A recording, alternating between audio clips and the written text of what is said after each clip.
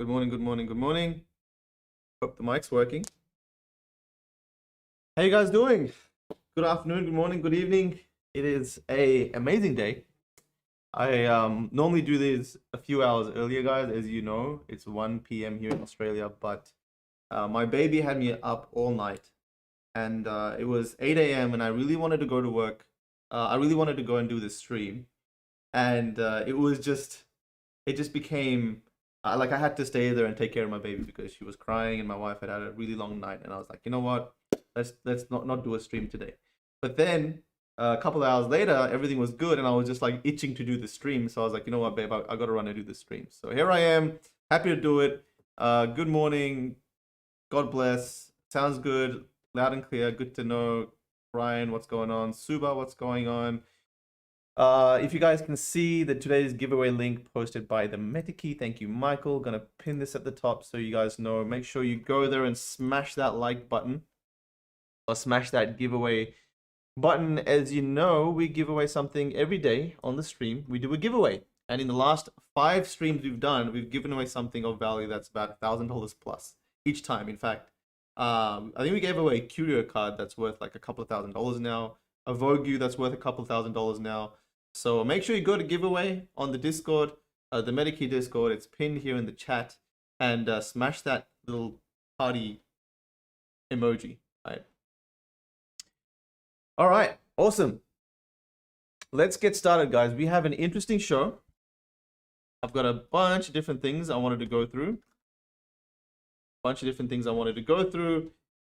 First, let's quickly decide on what to give away. I think an Astro friend. I just love giving these guys away because remember, you get a Rick and Morty Astro friend when you get one of these. So in about a week, or I think in a day or two, you can claim a Rick and Morty comic artist inspired version of your Astro Bull.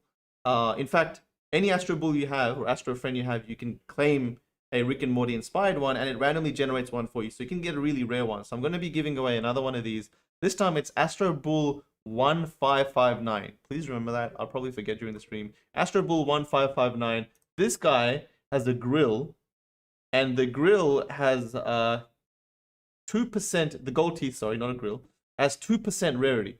So the 2% rarity means there's only, I think, 200-ish, 237 guys that have the grill, the gold teeth, sorry.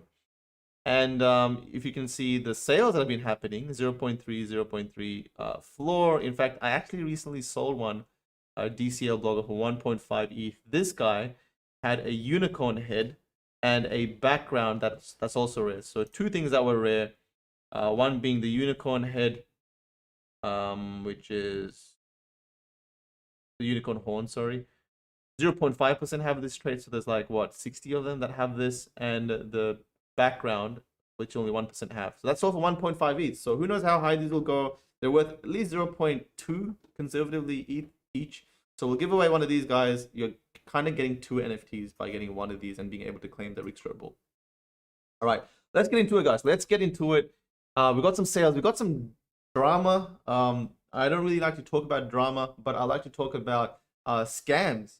I want to talk about rug pulls or issues with NFT founders not really being who they seem to be, and we'll go through a bit of that. I think some of you guys know who we're talking about, but let's go. We'll go through a bit of that. It'll be fun.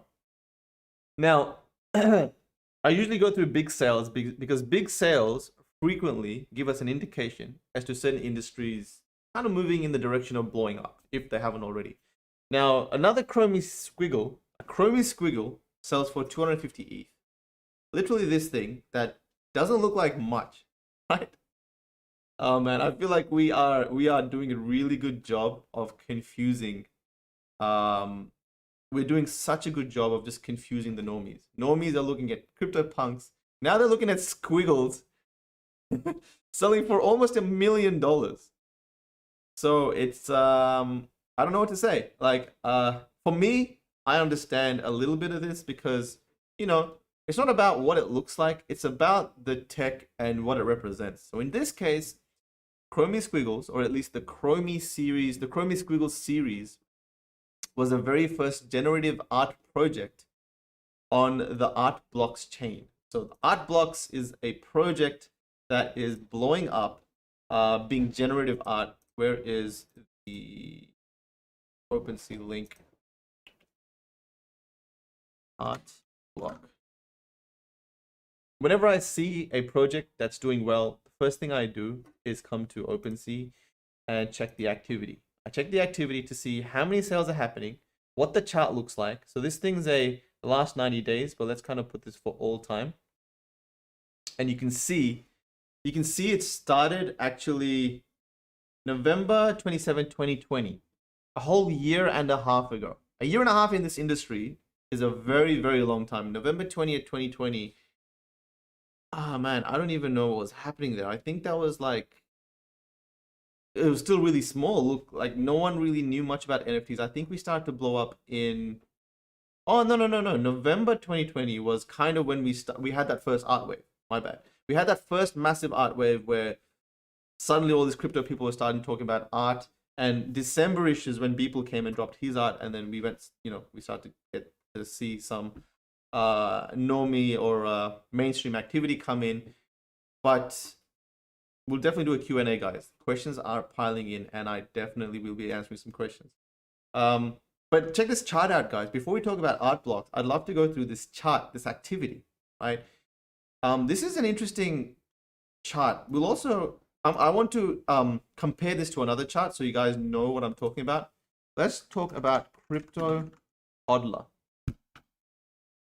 This one, I haven't really taken much of a look into, but just from the chart, all time, we can see that there was a bit of a spike at the start, and then there is a sort of period of discovery. Now, there's sales, but the sales look like they're happening not as frequently. So there's like maybe 15 in a day of 0.05 Ethereum, which isn't much. Now, I don't want to say anything bad about this project because I don't know the founders. I don't know them. They may come out and do really big things. But compare this sort of a chart to something like this, where similar sort of style happened, where it was only like 3 to 5 sales a day. But in this case, in the art blocks case, is you saw consistent spikes of volume, right? Consistent spikes. So somewhere down the line, there was a boom. Then there was a quiet period. And then there was another boom somewhere here. Then another quiet period. But the booms and the spikes in volume, which are these bars, they start to get more frequently. And when something like this happens, it's usually a sign that, especially something that it has been a year and a half since it started. And this is why I like to just wait. I like to wait, guys. Something launches, I usually miss the pre-sales. 9 times out of 10, I miss the pre-sale. Probably because it's overhyped, but for me personally, it's usually unnecessary for me to get involved in the pre-sale because projects need to prove themselves after the pre-sale. Usually it takes 3 to 4 months, even 6 months to start developing a product that you promised at the start. And usually between that 3 to 6 months, there's a lot of weak hands leaving because they get bored after 2 months and they just need to flip it. They just move on to something else. But if the project is still building, then after 6 to 8 months, there usually is another boom, which looks like it happened in this case. I mean, but it looked like this was a little bit on the down low, but sales are crazy. We are having, it seems like 5 to 10 sales an hour almost, which is, almost 200, looks like 200-ish sales a day. Each one of them being 8.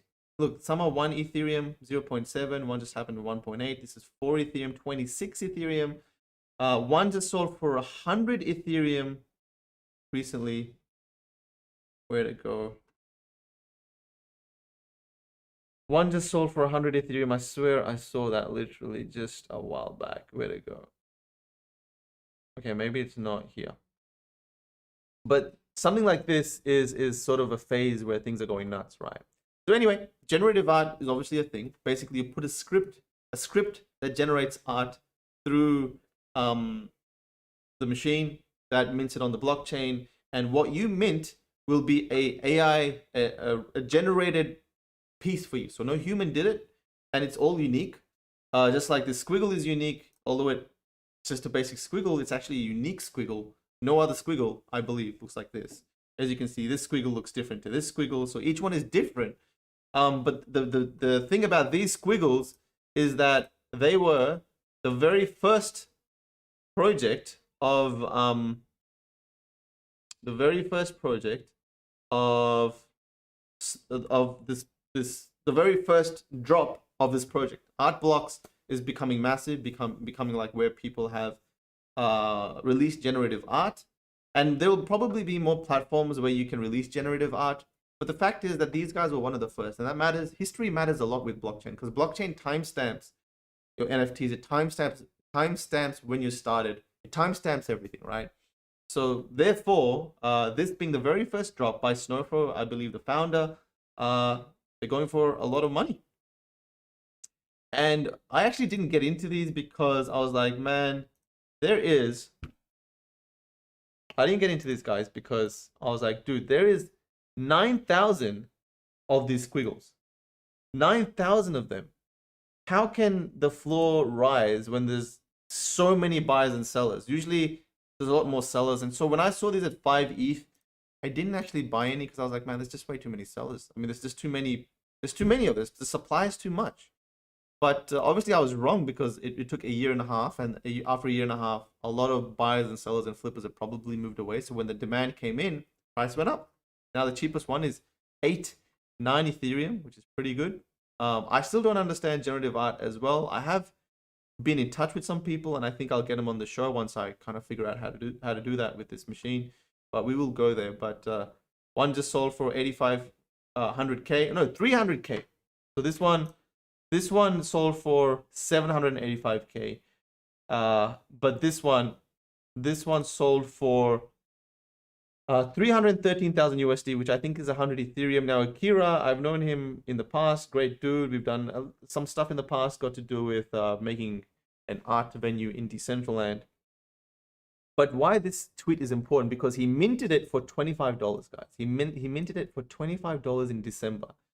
25 bucks in December. December was what, 7 months ago, 8 months ago.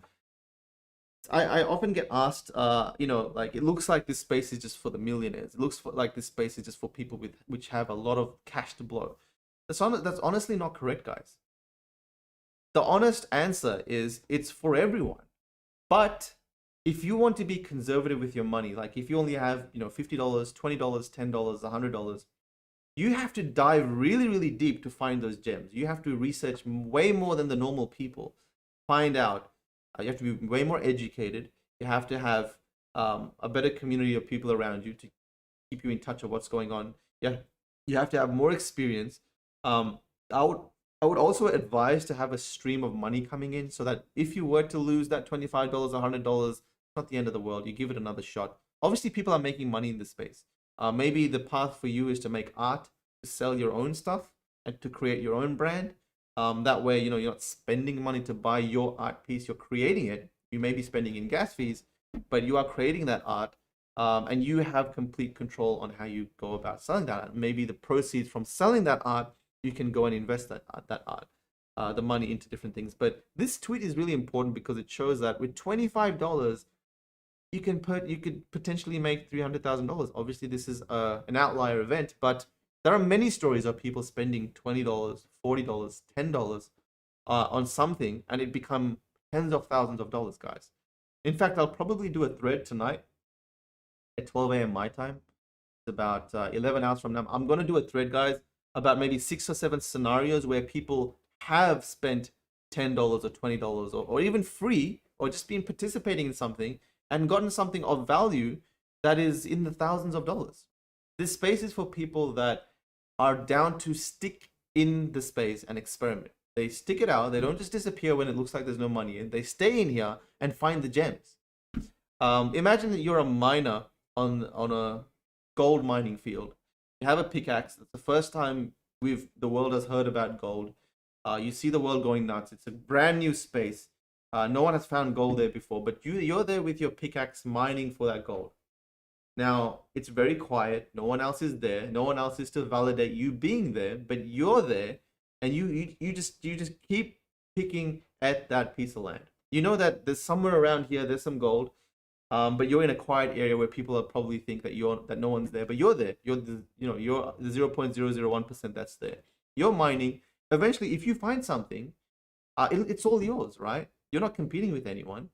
You don't have to buy any equipment to mine there specifically. And so what I'm trying to say is if you want to make a lot of money with minimal money, then you have to be a harder worker than the rest.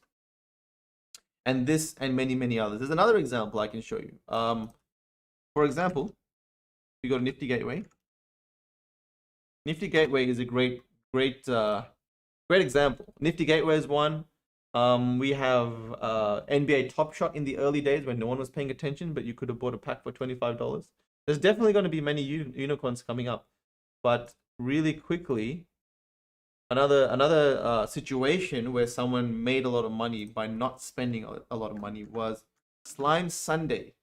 Slime Sunday's first open edition. I think it was this one. Yeah.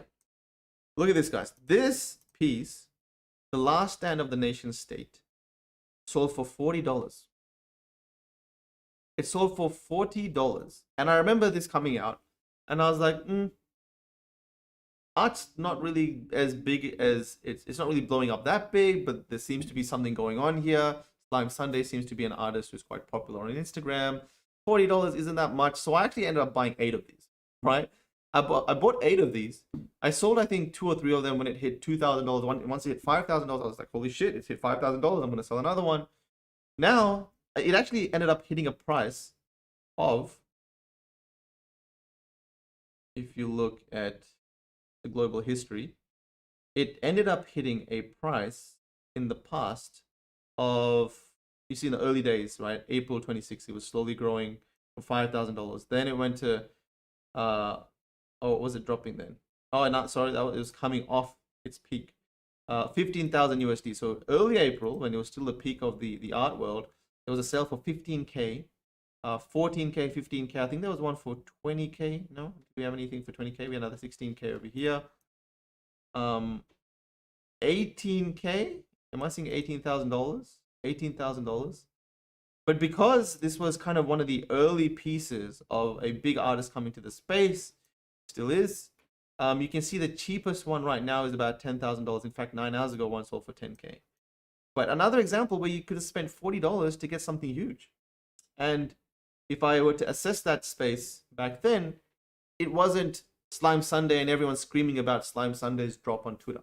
There was none of that. There was just Slime Sunday, Nifty Gateway at the time that weren't that big, just tweeting out saying that, hey, we've got an open edition coming out and it's the last stand of the nation state.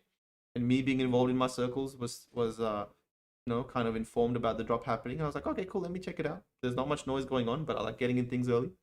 400 was minted. 400 times $40 is 16K,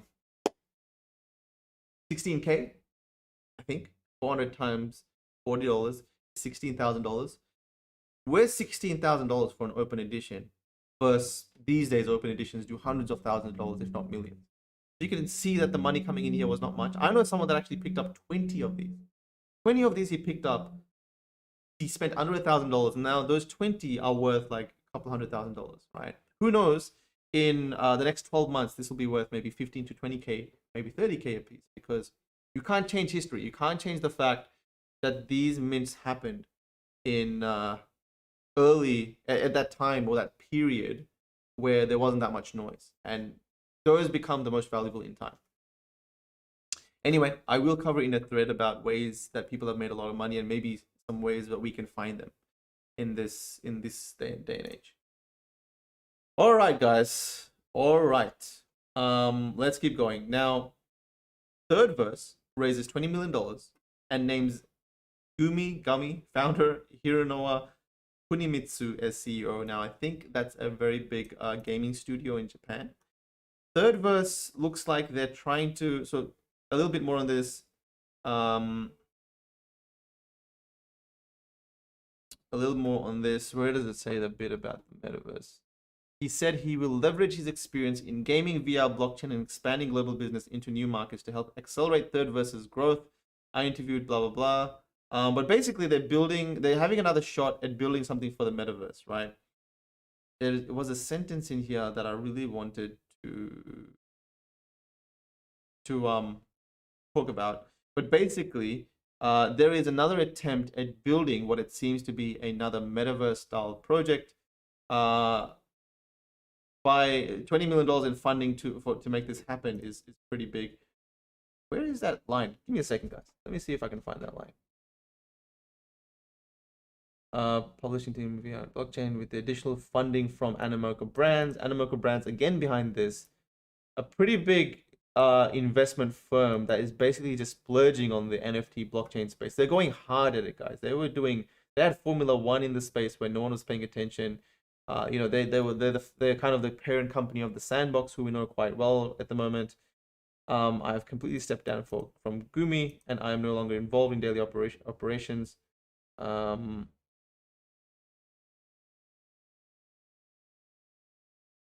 This is way too much information. I swear there was like a line in here I really wanted to read. Here we go. Now Kunimitsu is giving up all his role in Gumi. Most recently, he was chairman and will now run Tokyo-based Third Verse alongside co-founders Kiyoshi Shin Satsushiban and Masaru Onogi. I hope I'm saying that right. I watch a bit of anime.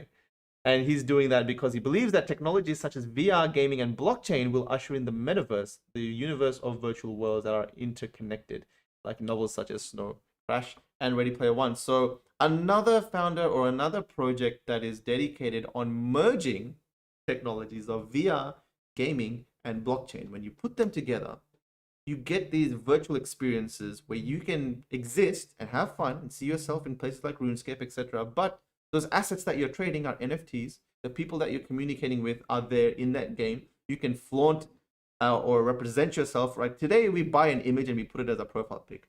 Later on, I'm so confident in a year or two, we're going to find ourselves in some sort of blockchain game or a metaverse or something where we're going online and being represented as people.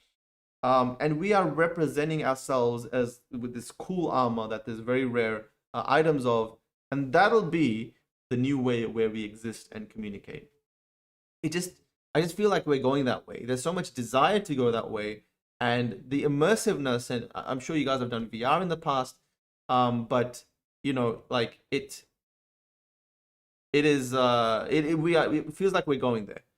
Thoughts of Epic Games raising $1 billion to develop a metaverse? Big money here. Absolutely, there is. Tim Sweeney, I think that's his name. Tim Sweeney. Tim Sweeney is, I think, the founder of Epic Games. Now, I know he has been paying attention to the blockchain space. I know that because I know one of the products that they're exploring, Crucible. Crucible is this sort of middle ground, this sort of connecting pathway where you can connect assets and communication between two different projects. Where are we? Crucible. Can we get the project up? It's hard to find a Crucible NFT project. Real quick, it isn't anything good looking, but no, these aren't it. Anyway, I can't find it, but I do know that Tim Sweeney is working with the founder of Crucible here and there to talk about how we can integrate blockchain with this space. I do know that Epic Games are definitely paying attention to the blockchain space. There is no doubt that they are paying attention to this space. Gaming is going to be huge, guys. Gaming is absolutely going to be either the next wave or the wave after that, but it's coming and it's going to be massive because it just makes so much sense for game items to be represented as NFTs. So yeah, I think it's going to be huge. Let's keep going. Russell Simmons launches NFT collection to help pioneers of hip hop. Def Jam Records founder Russell Simmons wants to give back to the pioneers of hip hop with a new NFT. On Friday, Simmons will launch hip hop's first collection of NFTs. Can we stop doing that? Can we stop saying the first of something? Like someone coming here and saying hip hop's first collection of NFTs is disregarding all the early people that were experimenting in this space and launching things. The history is deep here. We've had 3 years of this space existing. There's absolutely been some players on hip hop music being released as NFTs. So I highly doubt this is the first. Maybe one of the first big names, but yeah, let's not discount and take that title just because you're famous. Digital files known as non-fungible tokens. Yes, we know that by now. The NFTs will feature never before seen or heard recordings and artwork from artists such as Public Enemy's Chuck D, Doug E, Fresh, Big Daddy's Kane, MC Light, Nikki D. I have to admit, guys, I am not that deep into hip hop. DJ Hollywood, Busy B, and Grandmaster Kaz. I almost said Kaz. Grandmaster Kaz. Grandmaster Kaz. So if you're into that, there you go. Now, guys, I just feel like every musician, every famous person, every brand, every project, every new artist, every influencer personality is going to release NFTs. At some stage, it's not going to be cool that so-and-so is releasing NFTs. It's only going to be cool to that community. It ain't going to be cool to me because I don't know this person's work that much. I haven't really done much hip-hop. I'm not really immersed into hip-hop that much. But eventually, we're going to come to a stage where you're not probably going to care about these people. It's already coming to that space, to that stage. Like, I cared when Mike Tyson released NFTs because I'm a Mike Tyson fan. I cared when there was a Muhammad Ali drop. I'm a Muhammad Ali fan. I don't care when Logan Paul releases something, right? Now, maybe his fans do. Early days, I did care because I was like, holy shit, Logan Paul's releasing something. That means all of his fans are going to know about NFTs. That part of it was fun, but I'm not a fan of his. And eventually, there's going to be probably hundreds of people releasing NFTs, hundreds of famous people releasing NFTs every day, and only their fans will care, just like how these days only their fans care when there's merch drops. So there's a little bit of pullback from the industry required because people investing in these NFTs are from not their fans, like people like me who maybe just are in it to invest in it. But eventually there will be a bit of a die down, I think, in people giving a crap about big names and big NFTs. But now here we go. He's very important for the old school hip hop. Yes, please school me because I don't know what I'm talking about. Big corporations need to stay in their lane. Yeah, man, they do. But looks like this guy is pretty important. Early 80s, Patrick Mahomes NFT was way ahead of the game. So looks like, you know, again, I'm gonna say like I don't know much about hip hop. I'm not gonna claim that I do. So I love how you guys can tell me about it. I love how I can learn about this. I wish I did these streams back when, God, I wish I did these streams back in the day when NBA Top Shot released. Now looks like the Discord just chose a winner. Let me just quickly pull that out. So congratulations, my man or girl, my girl, Miroslava. I can't. I'll try. Miroslav close. I've totally butchered that. I'm so sorry, but congrats to you. Please get in touch with Michael, or Michael will get in touch with you. And you get an Astro friend, my friend, my Astro friend. You get an Astro friend, and remember, you can claim that for another Rick and Morty inspired. I have to show you guys this Rick and Morty Astro.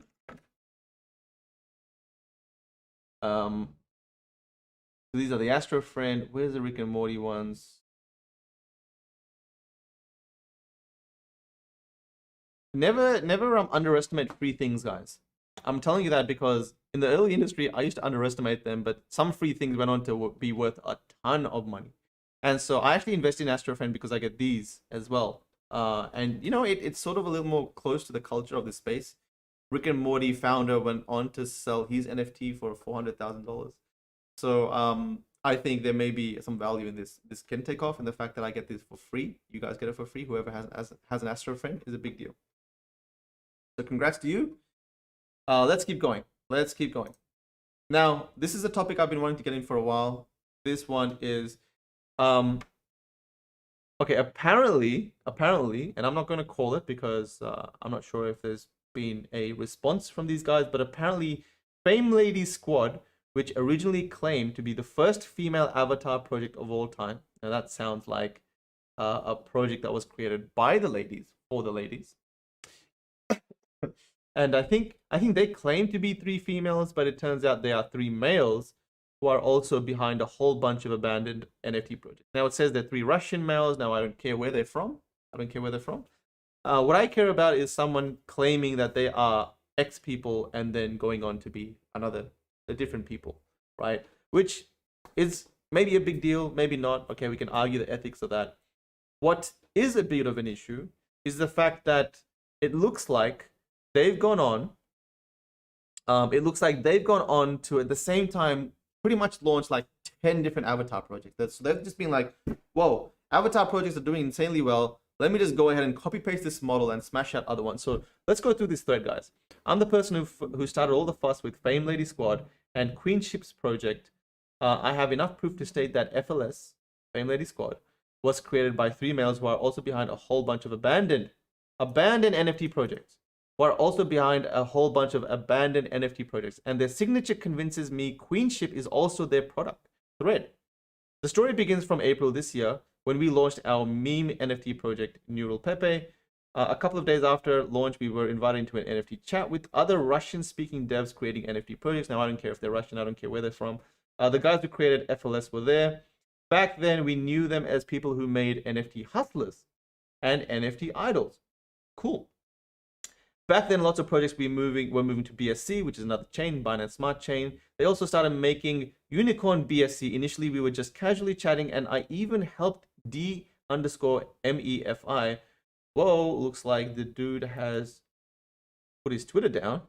Interesting. Now, that's something you don't do.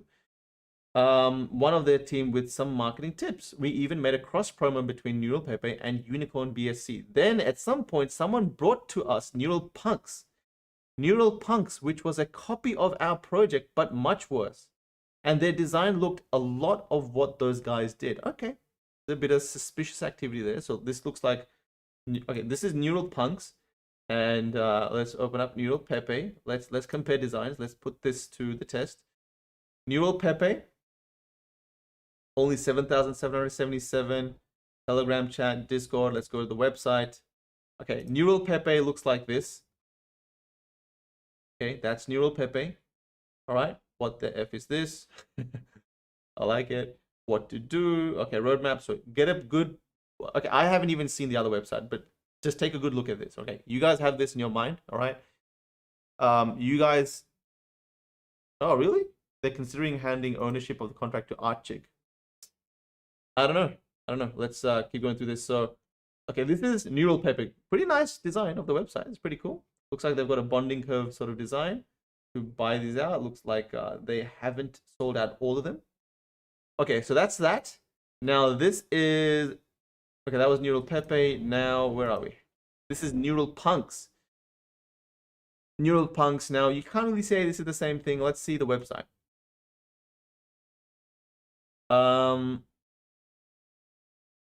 This is some sort of a bonding curve. Yeah. I don't know, guys. It looks different to me. It looks different to me. Maybe the name Neural might be the same. So Neural Punks is an AI-generated CryptoPunk art on BSC. 7,777 AI NFT punks will ever exist. AI plus blockchain plus NFT plus punks equals neural punks. When you buy a neural punk, you receive an AI token, which you can use for changing the name of your AI punk, blah, blah, blah. Was that the same as what these guys were doing? The first AI degenerated collectible on BSC. So they were releasing on BSC. There were 7,777 of them. They were doing something with AI, and they had the word neural in front of them. Absolutely, that part of it was a copy and paste, but it looks like the design of it wasn't. Maybe they got the design done differently, but I wouldn't think, if those are devs, I wouldn't think the design would be good. But absolutely, there are some similarities in that sense. Yeah. Let's keep going.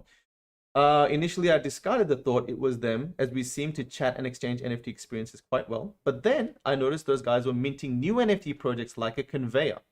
They released another one called Doge BSC, and that when I went on the blockchain and compared addresses from Neural Punk and all their other projects and found a connection. Okay, so this is what we can do with the blockchain. We can actually dive deep into the blockchain, which is really just an open spreadsheet, so like Google Drive, right?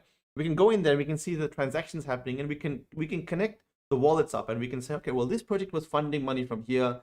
This project was funding money from here. This went into this wallet, went into this wallet. Is there a connecting wallet that some of these funds go into? If it is, then someone's funneling funds out. If that same wallet is connected with other project, then there's a connection that can be made with all of those wallets and all of those companies, right? That's what this guy has seemed to have started to do. At the same time, I went to their project chats and saw this. It's the beginning of July. Nobody knows about FLS yet. D_MEFI promoting it in both their chat. So this guy, let's just call him DM. So DM Hey guys, come support this beautiful project I'm helping right now. It's going to be crazy. Fame Ladies Squad, he is promoting that in the Crypto Unicorns BSC Telegram. And he is also doing it in the Doge NFT Telegram. Same guy. Hey guys, come support this beautiful project I'm helping right now.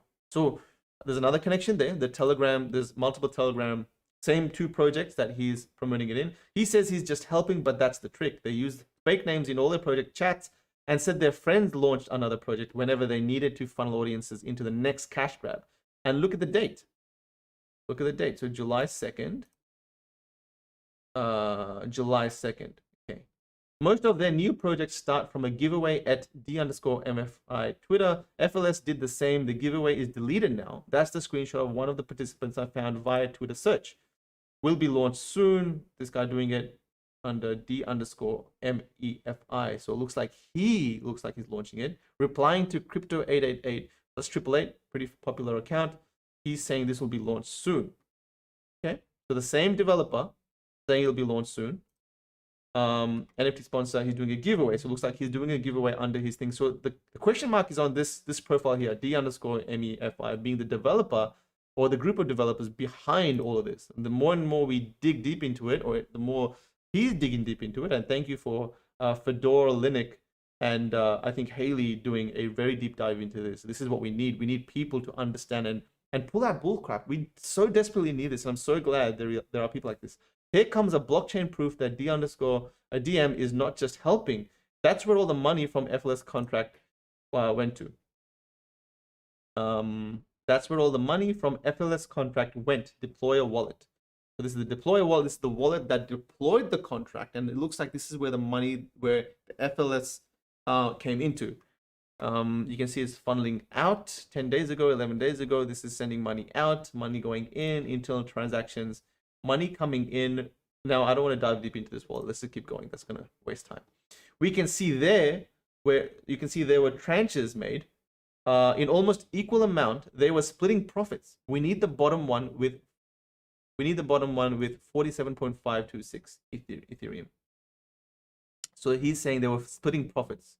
So whatever the founding team was, they were saying, all right, well, here we go. There's 4 of us. We'll split it 4 ways. Wallet link. This wallet has several out transactions. We need the 13.5 ETH one. Follow the path. So many transactions going out. He's following the path of this one at 13.5 Ethereum. Where does he land? It leads us to what is likely a deposit wallet of Bizlado P2P exchange. Yes, the person was cashing out. What is more, Bizlado operates in Russia and has a Russian language. So it looks like he's pointing out the Russian connection just to connect the developer with, you know, more and more that person, DM, all right, DMify.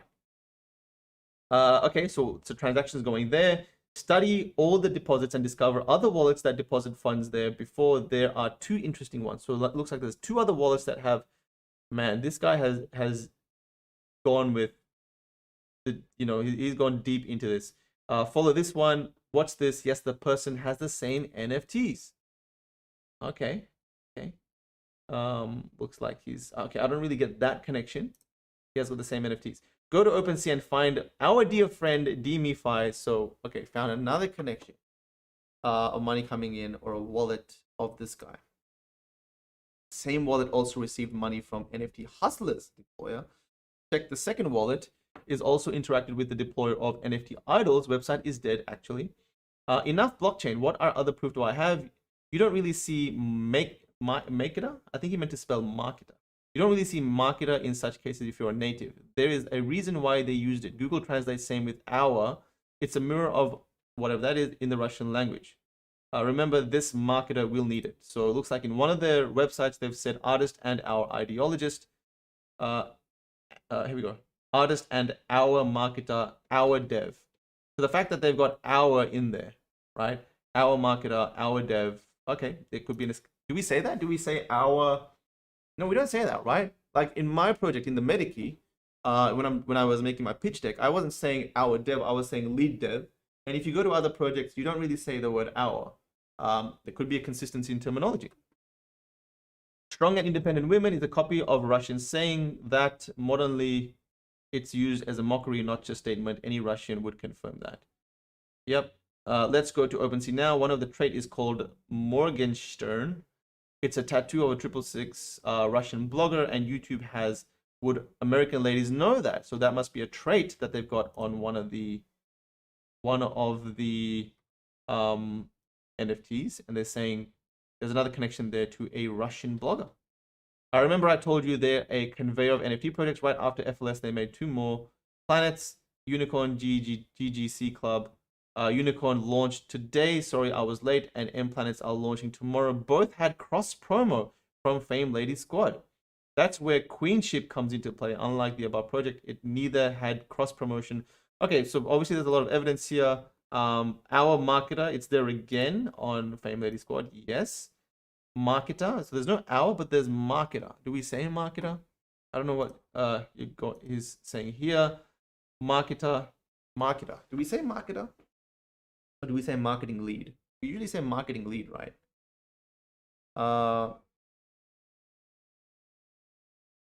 I'm just reading some of the comments.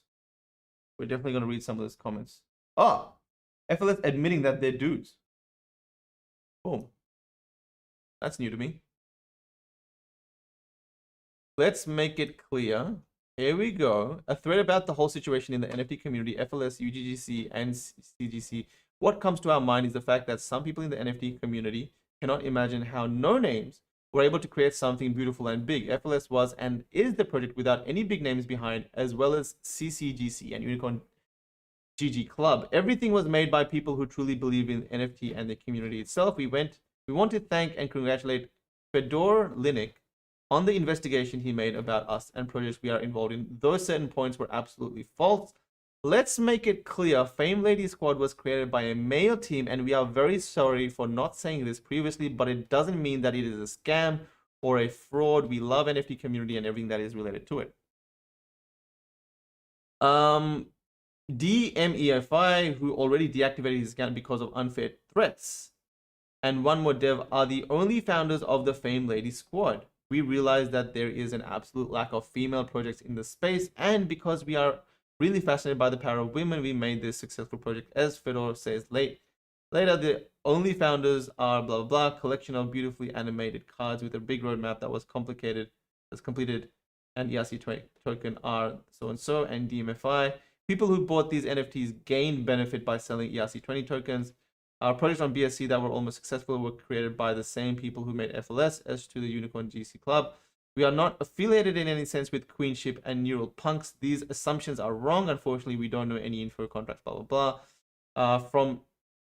And other projects we were involved in, we didn't know that these factors are mostly beneficial projects. And our legend about the fact FLS was founded by women will badly influence our collections that were fairly connected, created, and their value. We want to apologize for their mistakes. Yes. Okay. You guys are literally the definition of fraud. Wrongful and criminal deception intended to result in financial or personal gain. Absolute clowns. All of this. What is this then? That's where, okay, that's the deception, right? The deception is that them making it seem that there's females behind the project because they know that is what's going to attract the crowd to this project. And I think that's where the issue is. The issue is in the fact that it was, whether they said it or not, it was made it seem like it was backed by a female team.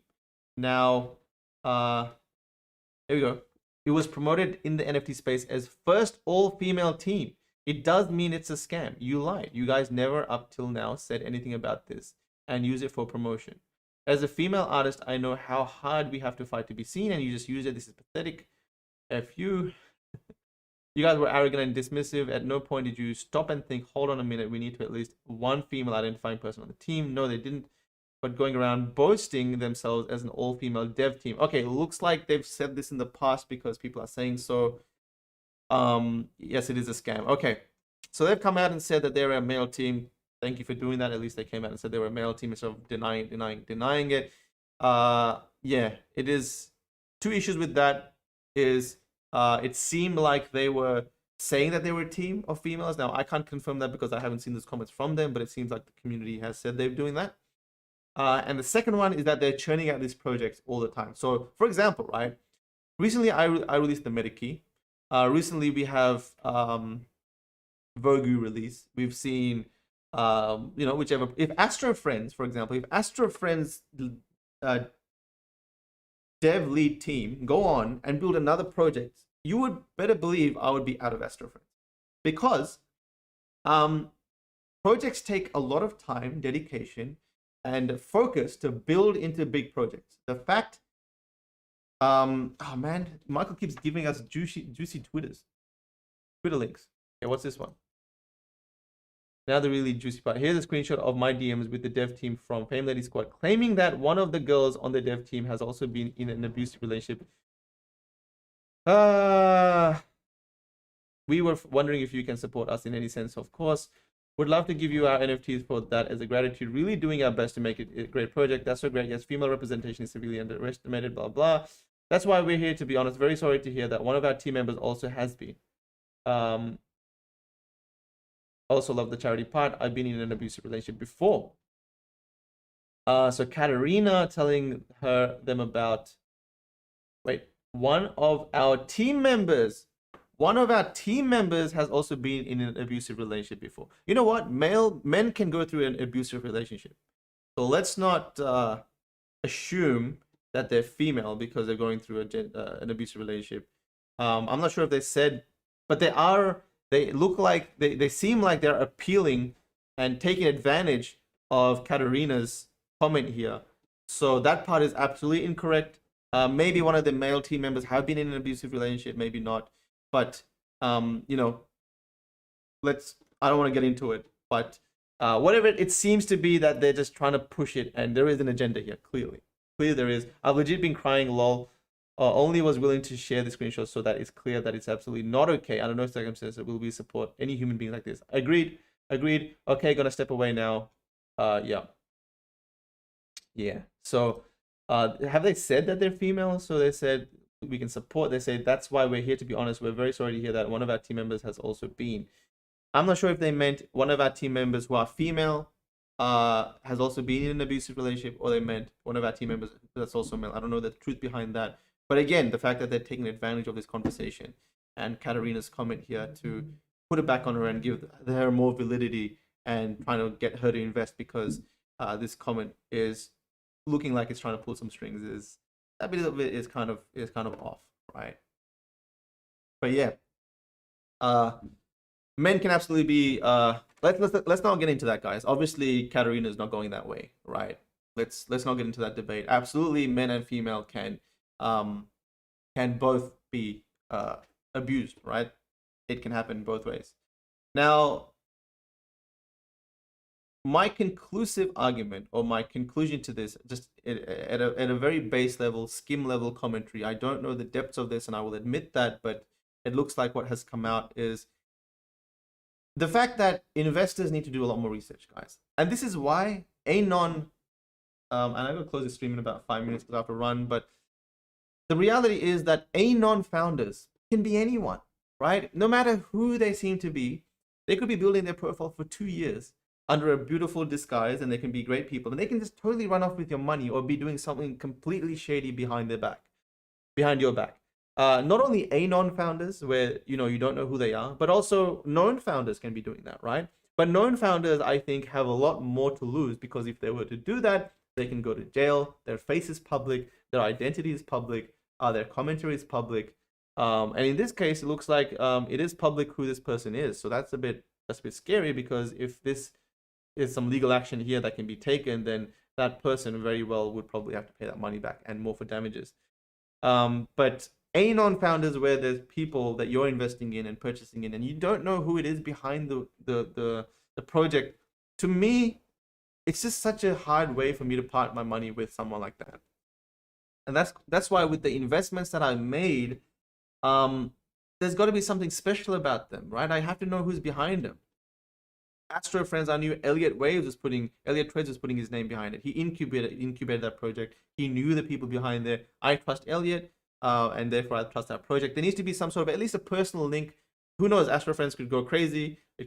Someone could be dodgy in there, but it's less of a risk when you know that person.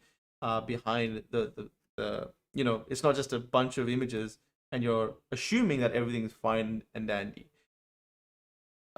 This year has been crazy, guys. This year has really just been the year of NFT. Twitter has taken off, and you're kind of seeing the good and bad side of it. You're seeing people use it to abuse it. You're seeing influencers pushing out projects so they can pump and dump. It's kind of shitty because Twitter algorithm favors Twitter influencers, people that know how to use Twitter to get their content out. Twitter knows who those people are and distributes them algorithmically better. So that part of it's pretty crap. And I feel like we're going the way of the NFT space being dominated by influencers basically controlling the market. I hope that's not the case. And that's why I urge anyone to start being content creators or start. You don't really have to have a big Twitter account to make these sort of threads, right? So, what's his name? Yeah, I closed it. Fedor, there we go. So Fedor has 936 followers. You could probably have 50 followers, but if you were to come out with a thread of insight, then you could still stand out. This isn't really this is also a place, and luckily it's a place where if you were to call out a project and you had sufficient merit and evidence to do so, you will be heard no matter how many followers you have. That part of it is great about the space. The other part of it that is not great is that if you have a big account, you can just kind of dominate with awareness and just push projects out there. Ibi, what's up? What's going on? Good to see you. Bill, good to see you. Good to see you. All right, that's it for covering what's hot in the NFT space for now. Let's answer some comments. Let's talk to you guys a little bit. Men can be abused too. Yes, they can, man. Absolutely, they can. Men can be women too, bro. They can too. They can too. Snake oil salesman. Yeah, it's a bit dodgy, isn't it? Crypto Tunes 2018 NFT project under the radar. Maybe 2018 projects. I'm seeing a resurgence of 2018 projects. 2017 now is kind of seen as the golden year, and so all these, like from Mooncats to these other projects, are starting to become bought as collector items. Looks like 2018 might go that way as we move into 2025 or 2030. People might rewind the clock and being like, oh well, 2018 seems to be an amazing. A winner could not be determined. No, there is a winner. There is a winner for the Discord, so we'll get in touch with you for that. Do you have any tips to verify founders, Maddie? Dinesh, I do not, man. I don't. There's some things I invest in just for short term, just because it's fun to be part of the community and the hype, and I like to be involved in stuff. Parting with my money allows me to be involved. But for the long-term investments, for stuff that I put my money in the long term, for Decentraland, the reason why I invested in Decentraland heavy in the early days is because Ari and Esteban were on interviews on YouTube. They were public with who they are. Esteban was known in Argentina as being like one of the biggest devs, up-and-coming devs in the space. Ari had done funding rounds for a DCG, which is a corporation, had backed it, which means that they would have seen the person face to face. So there's a lot of like reasons for that project to work their ass off basically to make it succeed. And that's why I want to invest in, for companies to be tied to a project so that they have no choice but to work their butt off. And that's why I waited 3 years to release the MetaKey project, is because I had to, if my face was going to be on that project, I had to at least know in my heart that I can produce something of quality and put my name towards something and back anything if anything was to go wrong. But these days I just I see what the project is, I see the design, and I'm very conservative these days with my investments, which it may not seem like it because sometimes it feels like I'm splurging money, but in the sea of projects, I definitely look with who created it. And if it's someone who looks like is not going to stick around for a long time, then I personally don't go in. Thoughts on Lonely Aliens project? They did a 3x overnight and selling like crazy. Curious to hear your thoughts. I honestly have not seen it. Fellow Melburnian, your streams are getting me through lockdown. Thanks, my friend. Thank you so much. It's getting me through lockdown. Fellow Melburnian. Melbourne is in lockdown at the moment, guys. It's kind of annoying. Gotta filter out the poop. Yep. You want hot. Crypto Arty is on fire. Curio Cards looks like a child. Yeah, Curio Cards is going crazy. Crypto Arty, but it looks like those were the first generative art project on blockchain. Now Lava Labs have a project called Autoglyphs, which is said to be the first generative art project on chain. So there may be a difference there, where it's the first generative art project on chain. And this is the last thing I'll cover, guys, before I end the stream. But autoglyphs, they say autoglyphs are the first on-chain generative art on Ethereum blockchain. They are completely self-contained mechanism for the creation and ownership of an artwork, meaning that these simple images are actually a minimum of 250 Ethereum. 250 Ethereum being almost $1 million. I think it's like 800K. It's crazy amount of money. But there's only 512 of them. The minimum is almost $1 million. The claim is that they are completely that they are the first on-chain generative art. So there is a claim saying that Crypto Arty is the first generative art project. Now, are they purely on-chain? I don't know. So there may be a difference there. If they are purely on-chain, then this is another false statement that Lava Labs have made. So I think they'd be very careful to make these statements because they were wrong with the CryptoPunks thing, Ethereum being before that. So let's wait and see. I think I will have to deep dive into Crypto Arty at some point. I think that's it. Would you like to pick up some Crypto Arty? I think I might. I just haven't had the time recently. Just the mints before autoglyphs. So there's been some mints before the autoglyphs and some after. Thoughts on any NFT projects on Bitcoin versus Ether? Some 2017 projects that are not discovered yet for Bitcoin. Oh yeah, you're right. There is some tokens on Counterparty. So Counterparty apparently was a side chain for Bitcoin, where people was kind of like an Ethereum sort of play where people could build their own projects. So that I actually think they might do well. I don't know how to buy them, but if there is some sort of a bridge that can be made converting them to ERC-721. If anyone can figure out how to convert those tokens to ERC-721 compatible, you better believe it's going to go nuts. I just don't know how to get them now because I just don't know how to get them, right? But there definitely are some Bitcoin or Bitcoin Chain 2015, 16, 17 related projects way before Ethereum. And this is what's going to happen, right? This information only came available to all of us 6 months ago. It was definitely out there, but people like me weren't really looking that deep, and now it's out there, and people like me and others will come in and see that there were a lot more before this. As the history books are written, they can no longer say CryptoPunks were the first. They can probably not even say Ethereum was the first NFTs, as non-fungible tokens existed on Bitcoin blockchain as a sidechain previous to Ethereum. So as this information becomes more and more out there, definitely I think there'll be more value going that way. All right, congrats on the Vogu and Mediki collab. Yep, thank you, Daniel. We are definitely doing something together. Big fan of anyone building great projects together. Anyone building projects that are seriously, looking to put their time and effort and face behind things. Happy to connect with the Mediki. Our story is being space pirates, or just kind of exploring the NFT space with a bunch of people, having fun with integrations and airdrops and all that sort of things. And anyone else doing the same thing. I believe Vogu is doing a similar thing. For me and for our team, it just made a lot of sense at the time. So they are good friends of ours, and we just love being in touch, and we'll definitely be doing something together. All right, guys, that's it. Please like this stream. It gets more people to watch them the next time. Please share the YouTube video.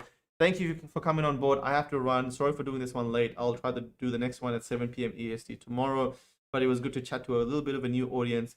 And we will be here back tomorrow, fingers crossed, as long as my little baby gets some sleep. So take care. It was a pleasure talking to you all, and I'll be here tomorrow.